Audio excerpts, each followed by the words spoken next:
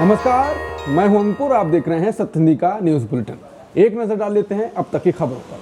America Bharat के साथ बहुत बड़ी ट्रेड डील कर सकता है। राष्ट्रपति ट्रंप ने चीन के साथ एक डील करने के बाद ये संकेत दिया है। बताना होगा कि पिछले कुछ दिनों में भारत में ट्रंप के बयान विवादित मुद्दा रहे हैं। ट्रंप ने भारत और पाकिस्तान के संघर्ष के बाद हुए सीज फायर का क्रेडिट लेने की कोशिश की है। ट्रंप ने कहा था कि अमेरिका ने व्यापार रोकने की धमकी दी थी और इस वजह से भारत और पाकिस्तान जंग से पीछे हट गए। ट्रंप के मुताबिक उन्होंने कहा था कि अगर भारत और पाकिस्तान एक दूसरे से लड़ेंगे तो अमेरिका किसी भी तरह की ट्रेड डील नहीं करेगा। बहरहाल ट्रंप ने गुरुवार को व्हाइट हाउस में आयोजित कार्यक्रम में कहा, हमने चीन के साथ ट्रेड डील पर दस्तखत किए हैं। हम हर किसी के साथ ट्रेड डील नहीं करने जा रहे हैं, लेकिन हम कुछ बड़ी डील करेंगे। हम एक डील करने जा रहे हैं, शायद भारत के साथ, बहुत बड़ी। ट्रंप ने कहा कि हम भारत के लिए दरवाजे खोलने जा रहे हैं। चीन के साथ हमने शुरुआत की है। कांग्रेस नेता जयराम रमेश ने कहा है कि राष्ट्रपति ट्रंप ने 16 बार दोहराया है कि उन्होंने भारत और पाकिस्तान के बीच संघर्ष विराम करवाने के लिए एक व्यापारिक समझौते को औजार की तरह इस्तेमाल किया। अब उन्होंने घोषणा की है कि भारत अमेरिका के बीच ये व्यापार समझौता पर कुछ ही दिनों में दस्तखत होने जा रहा है। वो इसे बहुत बड़ी डील कह रहे हैं। उम्मीद है ये वाकई बड़ी डील हो, क्योंकि इसी वजह से ऑपरेशन सिंदूर को अचानक बंद कर दिया गया था। जैसा कि अब साफ होता जा रहा है, भारत से जुड़े बेहद अहम फैसलों की जानकारी भी वॉशिंगटन डीसी स्थित व्हाइट हाउस से ही मिल रही है। टीएमसी के राज्यसभा सांसद सागरिका घोष ने ट्रंप के इस बयान पर मोदी को घेरा है कि भारत के साथ बड़ी डील होने वाली है। सागरिका ने कहा कि ट्रंप ने पहले भारत पाकिस्तान सीज फायर का ऐलान किया और अब उन्होंने भारत के साथ एक बहुत बड़ी व्यापार डील घोषित कर दी है। सवाल उठ रहा है कि क्या मोदी सरकार ने अपने सारे बड़े ऐलान अब अमेरिका के हवाले कर दिए हैं। आरएसएस के महासचिव दत्तात्रेय होसबोले ने 26 जून को एक कार्यक्रम में कहा कि संविधान की प्रस्तावना में जो पंथ निरपेक्षता यानी सेक्युलरिज्म और समाजवाद जैसे शब्द जोड़े गए थे, उन पर अब दोबारा विचार किया जाना चाहिए। उन्होंने कहा कि जब डॉक्टर भीमराव अंबेडकर ने संविधान बनाया था, तब इन शब्दों को प्रस्तावना में नहीं रखा गया था। ये दोनों शब्द बाद में 1975 में लगी इमरजेंसी के दौरान जोड़े गए थे। होसबोले ने सवाल किया कि समाजवाद हमेशा भारत के लिए जरूरी है? क्या ये विचारधाराएं हमारे देश के लिए शाश्वत हैं? उन्होंने कांग्रेस नेता राहुल गांधी पर निशाना साधते हुए कहा कि जिनके पूर्वजों ने संविधान को कमजोर किया, आज वही लोग हाथ में संविधान की कॉपी लेकर संसद में प्रदर्शन कर रहे हैं। आरएसएस सर कार्यवाह दत्तात्रेय होसबोले के संविधान की प्रस्तावना में समाजवादी और धर्मनिरपेक्ष शब्दों पर दिए गए बयान को लेकर कांग्रेस ने प्रतिक्रिया दी। कांग्रेस ने कहा कि राष्ट्रीय स्वयंसेवक संघ और बीजेपी की सोच ही संविधान विरोधी है। कांग्रेस ने सोशल मीडिया प्लेटफॉर्म एक्स पर पोस्ट कर कहा, यह बाबा साहेब के संविधान को खत्म करने की वो साजिश है जो आरएसएस बीजेपी हमेशा से रचती आई है। कांग्रेस ने कहा कि लोकसभा चुनाव में तो बीजेपी के नेता खुलकर ये कह रहे थे कि हमें संविधान बदलने के लिए संसद में 400 से ज्यादा सीटें चाहिए। अब एक बार फिर से वो अपनी साजिशों में लग गए हैं, लेकिन कांग्रेस किसी कीमत पर इनके मंसूबों को कामयाब नहीं होने देगी। आरएसएस सर कार्यवाह दत्तात्रेय होसबोले के संविधान की प्रस्तावना में समाजवादी और धर्मनिरपेक्ष शब्दों पर दिए गए बयान को लेकर भारत के विदेश मंत्री एस जयशंकर ने प्रतिक्रिया दी।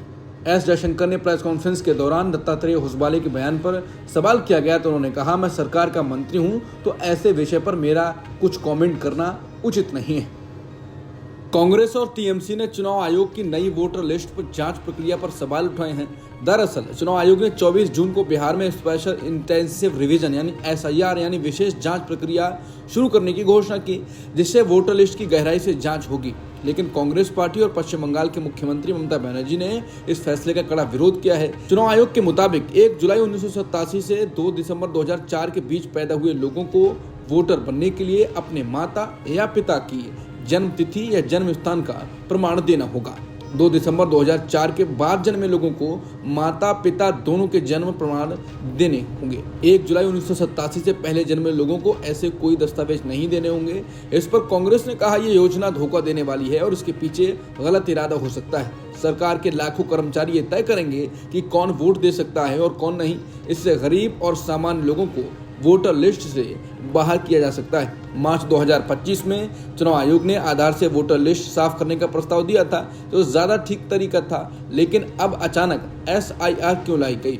कांग्रेस ने कहा कि चुनाव आयोग की ये घोषणा अपने आप में ये मानने जैसा है कि भारत की वोटर लिस्ट में सब कुछ ठीक नहीं है। कांग्रेस इस मुद्दे को तब जोर शोर से उठा रही है जब से वो महाराष्ट्र विधानसभा चुनाव हार गई थी, लेकिन पार्टी का कहना है इस समस्या का जो इलाज चुनाव आयोग ने निकाला है वो खुद बीमारी से भी ज्यादा खराब है। ममता बनर्जी ने कहा कि चुनाव आयोग अब गृह मंत्री अमित शाह के इशारे पर काम कर रहा है। ममता ने सभी विपक्षी राज्यों से एकजुट होने की अपील की और कहा कि हम बैटिंग शुरू कर चुके हैं, अब दूसरों को बॉलिंग करना चाहिए। पश्चिम बंगाल की मुख्यमंत्री ममता बनर्जी ने चुनाव आयोग पर आरोप लगाया है कि वो एक साजिश के तहत 1987 से 2004 के बीच जन्मे वोटरों को निशाना बना रहा है। बता दें, चुनाव आयोग ने जुलाई 1987 से दिसंबर 2004 के बीच जन्मे सभी वोटरों से नागरिकता का सबूत मांगा है। ममता बनर्जी ने कहा ये सब कुछ एनआरसी को पीछे के दरवाजे से लागू करने की कोशिश है। उन्होंने इसे एक स्कैम बताया और कहा यह बेहद खतरनाक कदम है। ममता ने यह भी कहा कि इससे बंगाल के गरीब, प्रवासी मजदूर, गांव में रहने वाले अनपढ़ और छात्र वोटर सबसे ज्यादा प्रभावित होंगे क्योंकि उनके पास जरूरी कागज नहीं होंगे। ममता बनर्जी ने कहा यह नियम बिहार सरकार को भेजा गया, लेकिन असली निशाना बंगाल है। उनका कहना है कि बिहार में बीजेपी की सरकार है और चुनाव नजदीक हैं, इसलिए वहां कुछ नहीं होगा, जबकि बंगाल में युवा वोटरों के नाम काटने की साजिश की जा रही है। महाराष्ट्र में हिंदी भाषा को लेकर जारी विवाद के बीच उद्धव ठाकरे और राज ठाकरे 5 जुलाई को मुंबई में संयुक्त रैली निकालेंगे। इससे पहले उद्धव ने 6 जुलाई और मनसे प्रमुख ने 7 जुलाई को रैली निकालने का ऐलान किया था। उधर एनसीपी शरद गुट चीफ शरद पवार ने भी ठाकरे भाइयों को समर्थन दिया है। पवार ने कहा कि महाराष्ट्र में कक्षा 1 से हिंदी अनिवार्य नहीं की जानी चाहिए। अगर कोई नई भाषा शुरू की जानी है तो उसे कक्षा 5 के बाद ही शुरू किया जाना चाहिए। दरअसल महाराष्ट्र सरकार ने इसी साल अप्रैल में हिंदी को तीसरी अनिवार्य भाषा बना दिया था। विरोध के बाद उन्होंने फैसले में बदलाव किया। कक्षा 1 से 5वीं तक पढ़ने वाले छात्र तीसरी भाषा के तौर पर हिंदी के अलावा भी दूसरी भारतीय भाषाएं चुन सकते हैं। शिवसेना यूबीटी प्रमुख उद्धव ठाकरे ने कहा कि महायुति सरकार का फैसला राज्य में लैंग्वेज इमरजेंसी घोषित करने जैसा है। पूर्व मुख्यमंत्री ने कहा कि उनकी पार्टी हिंदी के भाषा के रूप में विरोध नहीं करती है, लेकिन महाराष्ट्र में इसे थोपने के खिलाफ है। राज ठाकरे ने 26 जून को कहा कि हमारी पार्टी एक रैली निकालेगी। सरकार को पता होना चाहिए कि महाराष्ट्र क्या चाहता है। महाराष्ट्र को अपनी पूरी ताकत दिखानी चाहिए। मैं बाकी राजनीतिक दलों से भी बात करूंगा। यह महाराष्ट्र में मराठी के महत्व को कम करने की साजिश है। पाकिस्तान के रक्षा मंत्री ख्वाजा आसिफ ने कबूला है कि भारत के साथ हालिया सैन्य संघर्ष और उसके बाद बड़े तनाव के बाद पाकिस्तान को चीन से मदद मिल रही है। उन्होंने कहा कि बीजिंग इस्लामाबाद के साथ भारत के बारे में जानकारी साझा कर रहा है। अरब न्यूज के साथ एक इंटरव्यू में आसिफ ने कहा कि मित्र देशों के लिए सैटेलाइट या अन्य माध्यमों से मिली खुफिया जानकारियां साझा करना आम बात है। उन्होंने ये भी कहा कि ऐसा इसलिए भी हो रहा है क्योंकि चीन का भी भारत के साथ विवाद है। जब आसिफ से पूछा गया कि क्या चीन भारतीय वायु रक्षा प्रणाली, मिसाइल और फ्लाइट पथ के बारे में खुफिया जानकारी साझा कर रहा है, तो पाकिस्तानी रक्षा मंत्री ने कहा कि आजकल जो भी देश एक दूसरे के करीब हैं वो खुफिया जानकारी साझा करते हैं। अगर हम अपने पास मौजूद कोई भी जानकारी साझा करते हैं तो ये बहुत सामान्य बात है। भारत के रक्षा मंत्री राजनाथ सिंह ने चीन के रक्षा मंत्री एडमिरल डोंग जुन से क्विंगदाओ में मुलाकात की। राजनाथ सिंह ने जानकारी सोशल मीडिया प्लेटफॉर्म एक्स पर दी। उन्होंने बताया कि चीन के रक्षा मंत्री से उनकी द्विपक्षीय संबंधों से जुड़े मुद्दों पर चर्चा हुई। राजनाथ सिंह ने कहा कि करीब 6 साल के बाद कैलाश मानसरोवर यात्रा के फिर से शुरू होने पर मैंने खुशी जाहिर की। उन्होंने कहा ये दोनों पक्षों की जिम्मेदारी है कि इस सकारात्मक गति को बनाए रखें। राजनाथ सिंह ने चीन के रक्षा मंत्री से ऐसे समय में मिले हैं जब उन्होंने चीन के क्विंगदाओ में हुई शंघाई सहयोग संगठन की मीटिंग के साझा बयान पर हस्ताक्षर करने से इनकार कर दिया था। बयान में पहलगाम अटैक का जिक्र नहीं था, बलूचिस्तान का था। सरकारी फाइलों में जहां गौ सेवा प्राथमिकता में है, वहीं जमीनी हकीकत कुछ और ही कहानी कहती है। बाराबंकी के धनौली खास से एक ऐसा वीडियो आया है जिसमें गौशाला में गाय मरी हुई हैं। गांव वालों का कहना है, स्थानीय लोगों का आरोप है कि ना तो चारा मिलता है, ना ही पानी और ना ही इलाज। उनका कहना है कि रोज 3-4 गाय मर रही हैं, कुत्ते लेकर जाते हैं, चारा है ही नहीं, दिखावे के लिए चारा लाते हैं, रखा रहता है, खिलाते नहीं हैं, और जब जांच होती है तो जो रखा हुआ होता है वही दिखाया जाता है। जांच के लिए, दिखावे करने के लिए अलग से चारा रखा होता है। स्थानीय लोगों का कहना है कि उत्तर प्रदेश सरकार के मंत्री सतीश शर्मा की छत्र छाया में ही ये सब हो रहा है। बता दें, ये कोई पहला केस नहीं है यूपी में। ऐसी खबरें अलग अलग जिलों से आती रहती हैं। हालांकि गाय पर राजनीति तो जिंदा है, उछल रही है, लेकिन गायें अंतिम सांसें ले रही हैं, मर रही हैं। अहमदाबाद के ऐतिहासिक जगन्नाथ रथ यात्रा के दौरान उस वक्त हड़कंप मच गया जब शोभा यात्रा में शामिल एक हाथी अचानक बेकाबू हो गया। ये घटना तब घटी जब रथ यात्रा अपने प्रारंभिक पड़ाव में थी और बड़ी संख्या में श्रद्धालु मौजूद थे। हाथी के अचानक उग्र होने से वहां अफरा तफरी मच गई और लोग इधर उधर भागने लगे। हालांकि प्रशासन और आयोजकों की सतर्कता के चलते स्थिति पर जल्द काबू पा लिया गया। प्रशिक्षित महावतों और पुलिस बल की मदद से हाथी को नियंत्रित किया गया और किसी भी बड़े हादसे को टाल दिया गया।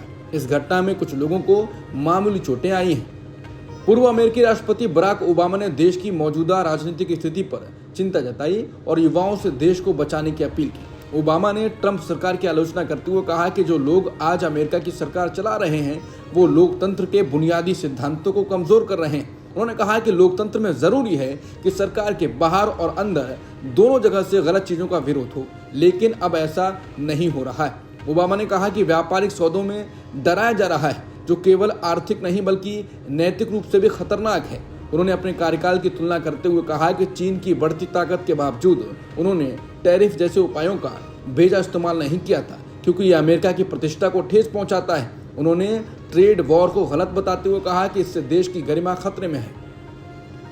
ईरान ने अब आधिकारिक रूप से एक नया कानून पास कर दिया है, जिसके तहत वो संयुक्त राष्ट्र की परमाणु निगरानी एजेंसी यानी इंटरनेशनल एटॉमिक एनर्जी एजेंसी के साथ अपना सहयोग रोक रहा है या बदल रहा है। ईरान के विदेश मंत्री अब्बास अरागची ने कहा यह बिल अब पूरी तरह लागू हो चुका है, क्योंकि इसे संसद ने पास किया और देश की सबसे बड़ी संवैधानिक संस्था गार्जियन काउंसिल ने भी मंजूरी दे दी है। उन्होंने सरकारी टीवी पर कहा कि अब इस कानून को मानना हमारी जिम्मेदारी है और इसमें कोई शक नहीं है कि हम इसे लागू करेंगे। मतलब ये कि अब इसे IAEA के साथ ईरान का रिश्ता और सहयोग पहले जैसा नहीं रहेगा। अब ये एक नई शक्ल लेगा, जिसका मतलब है कि ईरान अब चाहता है कि वो अपने परमाणु प्रोग्राम को अपनी मंजूरी से चलाए, किसी की निगरानी में नहीं, जिसके बाद लोगों का कहना है कि ईरान कुछ बड़ा करने जा रहा है। इजरायल के रक्षा मंत्री इजराइल कैट्ज ने गुरुवार को बड़ा खुलासा किया। उन्होंने कहा कि हाल ही में हुए 12 दिन के युद्ध के दौरान ईरान के सर्वोच्च नेता आयतुल्लाह अली खामनेई को मारने की योजना बनाई गई थी, लेकिन खामनेई समय रहते भूमिगत हो गए और इस वजह से उन्हें मारा नहीं जा सका। इजराइल कैट्ज ने कहा कि अगर खामनेई हमारी पकड़ में होते तो हम उन्हें खत्म कर देते। उन्होंने बताया कि खामनेई इतनी गहराई में छिप गए कि उन्होंने अपने कमांडरों से संपर्क भी तोड़ दिया, इसलिए उन पर हमला करना मुमकिन नहीं था। काज ने बताया कि युद्ध के दौरान इजराइल लगातार उन्हें ढूंढता रहा। उन्होंने कहा कि हमने बहुत खोजा, हमारा मकसद शासन बदलना नहीं था, बल्कि ईरान के नेतृत्व को दबाव में लेना और अस्थिर करना था। ईरान के विदेश मंत्री अब्बास अरागची ने गुरुवार को दिए एक टीवी इंटरव्यू में साफ किया कि फिलहाल ईरान की अमेरिका से बातचीत करने की कोई योजना नहीं। ये बयान अमेरिकी राष्ट्रपति ट्रंप के उस दावे के उलट है जिसमें उन्होंने कहा था कि अमेरिका अगले हफ्ते ईरान से बातचीत करेगा। अरागची ने कहा कि तेहरान अभी ये सोच रहा है कि अमेरिका से बातचीत करना उसके हित में है या नहीं।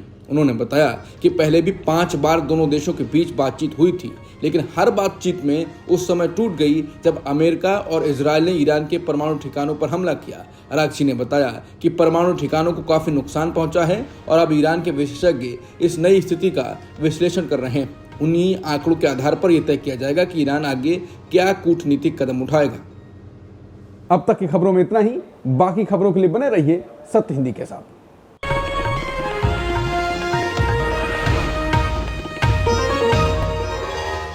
Copyright disclaimer under Section 107 of the Copyright Act 1976. Allowance is made for fair use for purposes such as criticism, comment, news reporting, scholarship, and research.